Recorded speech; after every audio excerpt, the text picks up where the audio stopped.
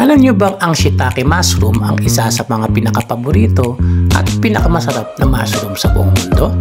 Tumutubo ang shiitake mushrooms sa malalamig na lugar. Dito sa atin sa Pinas, nakakapagtanim sila ng shiitake mushrooms sa mga lugar katulad ng Benguet. Alam nyo rin ba ang inyong white sauce ay masasarap kapag nilaga ng shiitake mushrooms? Magkakaroon ito ng ibang klaseng aroma at fishy flavor na shiitake mushrooms lang ang pwedeng magbigay. May mga variety ng shiitake mushrooms na halos 2 taon bago mamunga. Kaya siguro sobrang sarap nito kapag bumunga na. Bukod sa ating shiitake mushrooms, maglalagay din tayo ng tuna in can sa ating white sauce para mas lalong maging malinamnam ang ating white sauce. Gagamit din tayo ng butter kapag nagigisa.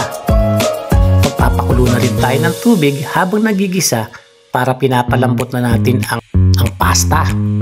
Paghahalo-haluin na natin ang lahat ng ingredients para sa ating napakasarap na white sauce.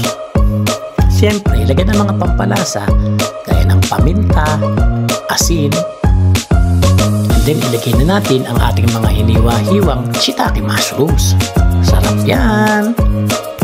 Halu-haluin lang ng ilang minuto at pagkatapos, meron na tayong napakasarap na white sauce. See ya!